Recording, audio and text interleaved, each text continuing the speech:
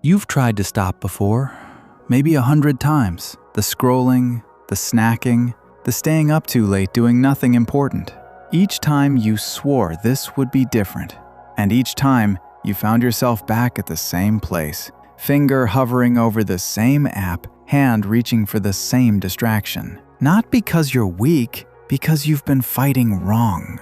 Here's the lie hustle culture taught you, that breaking a bad habit requires war, willpower, white-knuckling your way through cravings until they surrender. But cravings don't surrender. They wait, and the harder you fight, the more power you hand them. You turn a habit into an enemy, then wonder why it keeps winning. But here's what most people miss about change. Force creates fractures, not freedom. In Japan, there's a different approach.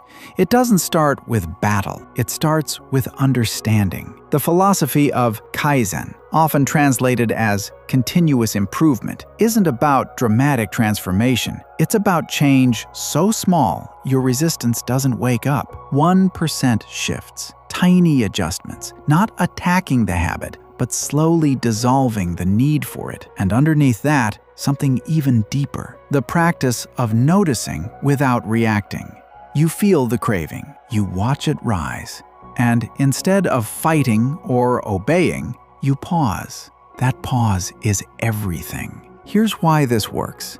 Your brain doesn't respond well to deprivation. When you declare war on a habit, your mind treats it as scarcity and craves it more. This is why most cold turkey attempts collapse within weeks. But awareness? That slips beneath the resistance. When you observe a craving without immediately acting, something subtle happens. The urgency softens. You realize the craving has a lifespan. It rises, peaks, and fades. You don't need to defeat it, you just need to outlast the wave. So, what does this look like practically? First, name the craving out loud. Not to shame it, to witness it. I notice I want to scroll right now. That tiny act creates distance between you and the impulse. Second, shrink the resistance. Don't say, "I'll never do this again." Say, "Not for the next 10 minutes." Your brain can handle 10 minutes. Third, replace the motion, not just the habit. If your hand reaches for your phone out of boredom, give it something else to reach for. A book, a glass of water. The pattern needs somewhere to go.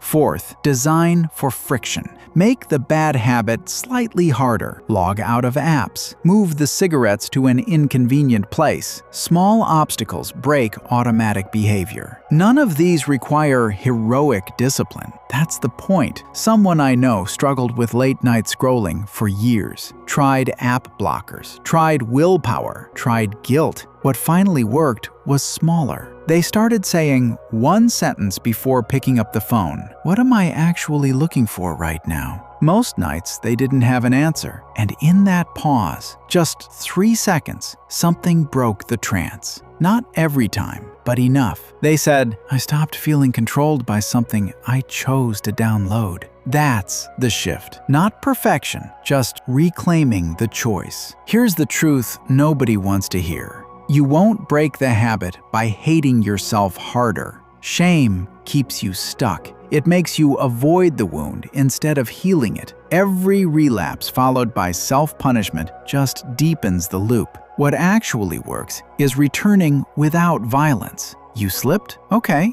That's data, not identity. Begin again, gently, as many times as it takes. The goal was never to become someone without cravings. It was to become someone who isn't controlled by them, not through force, through presence. You've spent years fighting yourself. What if the answer was never winning that war, but refusing to wage it? You're not broken for struggling. You're human. And humans don't change by force. They change by understanding. Start there.